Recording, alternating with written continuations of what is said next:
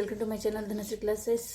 बच्चों, जो आज का हमारा सब्जेक्ट है वो है इंडियन टैलेंट ओलंपियाड वर्कबुक। ये जो है क्लास 4 का साइंस का वर्कबुक हम यहाँ पर सॉल्व कर रहे हैं।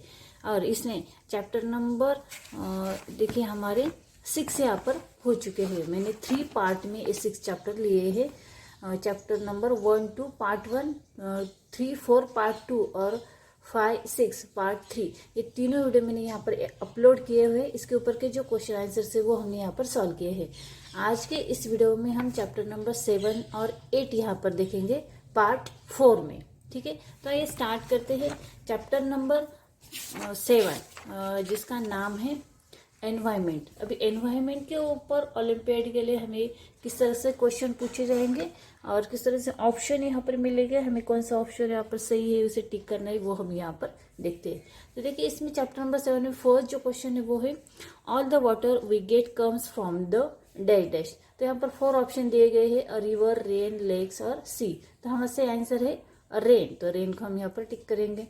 सेकंड है which one of the following statement is true. इसमें सही स्टेटमेंट कौन सा है, तो ये है there is air in an empty container. ये जो 4 ऑप्शन है वो फॉल्स है। आगे है देखिए 3 नंबर का, look at the picture shown below and answer the following question. ये पिक्चर देखकर हमें उसका आंसर यहाँ पर बताना है। What could be reason for the death of the fishes, और फिशेस का डेथ होने का रीजन है the pollutants in the water result in less oxygen. इसके बाद नेक्स्ट जो क्वेश्चन है वो है which one of the following methods is use to clean water. तो वाटर क्लीन करने के लिए कौन से मेथड हम यहाँ पर यूज करेंगे, तो ये तीनों मेथड हम यहाँ पर यूज करेंगे, मिक्सिंग, अलम, फिल्ट्रेशन और यूवी ट्रीटमेंट। तो ऑल ऑफ द अबव, ये हमारा सही आंसर है ऑप्शन नंबर डी। नेक्स्ट है यहाँ पर जो पिक्चर हमें यहाँ पर दिखाई दे रहा है लीड्स टू, तो ये सब क्रैकर्स है। इससे क्या होता है कि लैंड पोल्यूशन होता है, नॉइज पोल्यूशन होता है और एयर पोल्यूशन भी होता है। तो आंसर है ऑल ऑफ द अबाउ। ठीक है, उसके बाद नेक्स्ट जो हमारा क्वेश्चन है क्वेश्चन नंबर 6 to 9, इस पिक्चर्स के ऊपर ही हमें यहाँ पर पूछे गए हैं डायरेक्शन ना। Question number 6 to 9, look at the picture shown the below and choose the correct answer for the questions. तो और इसमें हमारा फर्स्ट क्वेश्चन है which of the 4 pictures shown the right things to do. इन 4 picture में right things कौन सी है, तो पिक्चर नंबर ये हमारा सही ऑप्शन है। यहाँ पर एक लड़की जो है वो बगीचे में फूलों को पानी दे रही है, पौधों को पानी दे रही है। इसके बाद नेक्स्ट इसके ऊपर का जो क्वेश्चन है देखें, what is the wrong activity in picture C. Picture C में कौन सी रॉन्ग एक्टिविटी है, तो वो है the water flowing away without any use. Without any use water यहाँ पर फ्लो हो रहा है। देखिए पिक्चर नंबर सी में यहाँ पर एक बच्चा ब्रश कर रहा है और यहाँ पर वाटर जो है वो वेस्ट हो रहा है। ठीक है, उसके बाद अगला जो क्वेश्चन है what is the right things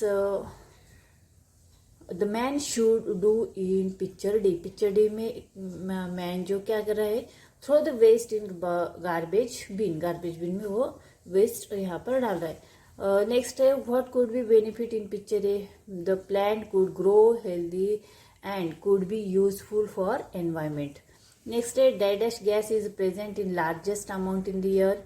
largest amount air में कौन सा गैस है, तो वो है नाइट्रोजन।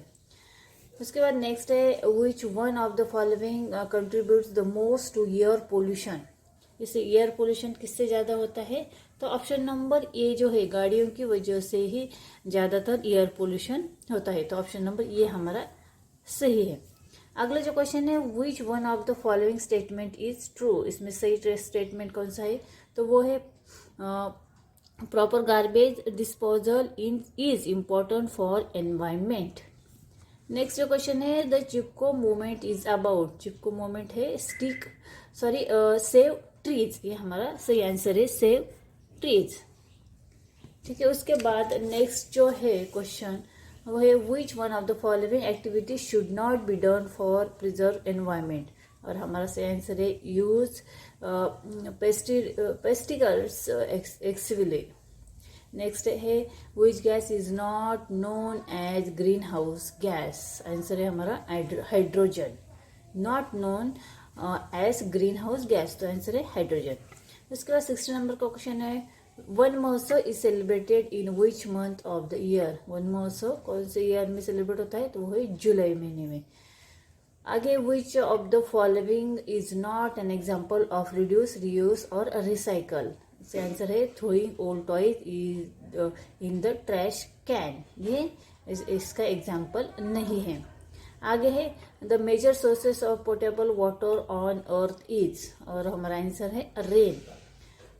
नेक्स्ट है harmful changes made in the environment due to human activities are called, हमारा आंसर है यहाँ पर पोल्यूशन। और लास्ट है disease which is cause due to air pollution is, और हमारा आंसर है both A and B, asthma और लंग इन्फेक्शन किससे होता है, एयर पोल्यूशन से होता है।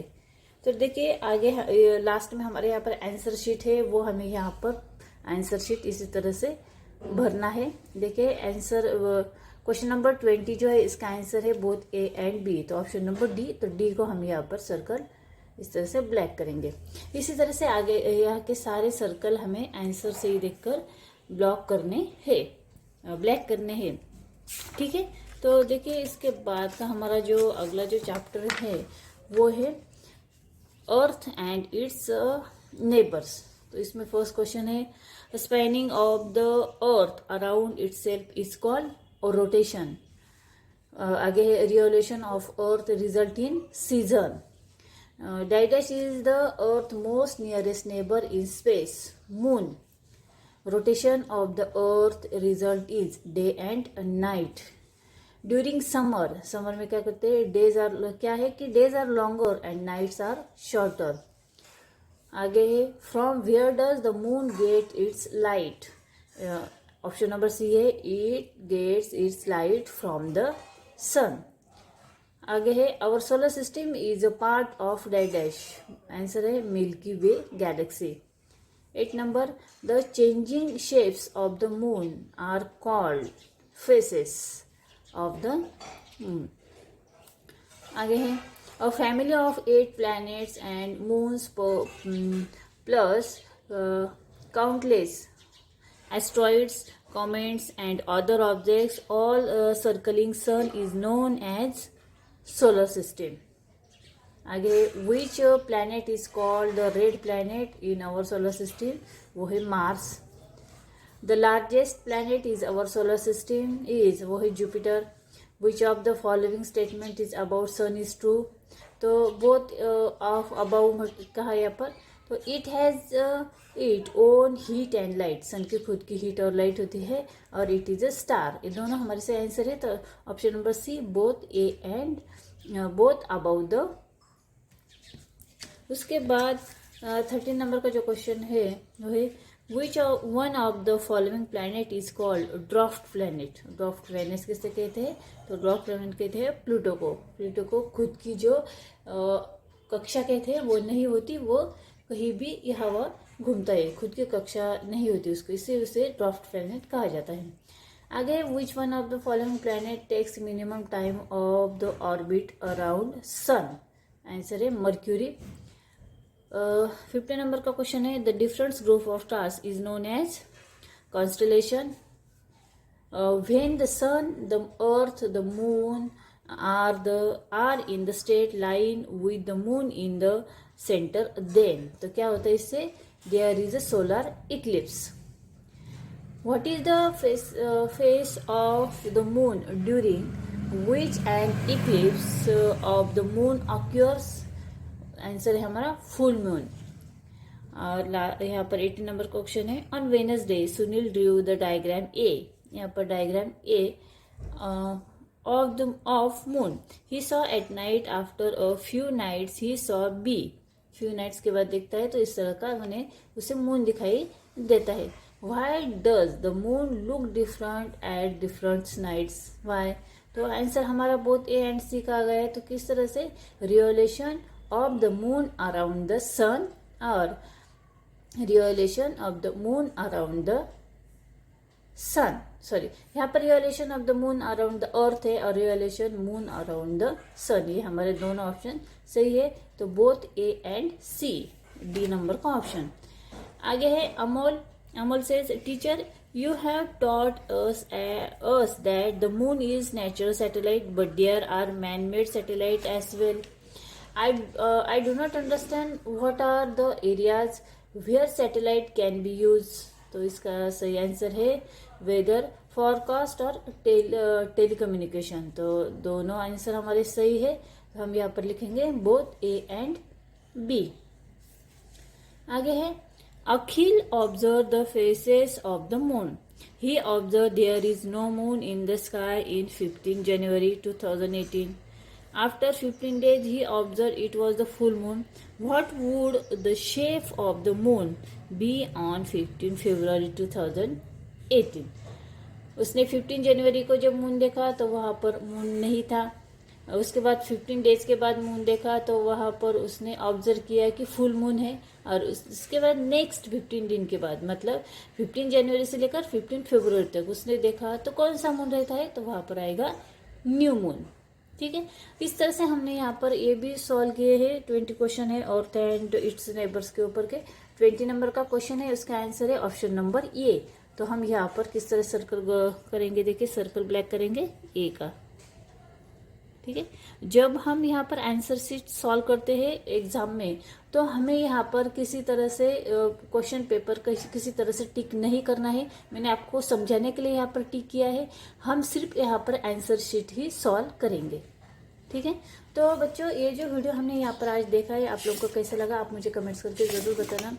वीडियो अच्छा लगा, समझ में आया तो प्लीज़ आप वीडियो को लाइक करें, शेयर करें और अगर आप चैनल पे नए हैं तो इसे सब्सक्राइब करें। वीडियो देखने के लिए धन्यवाद।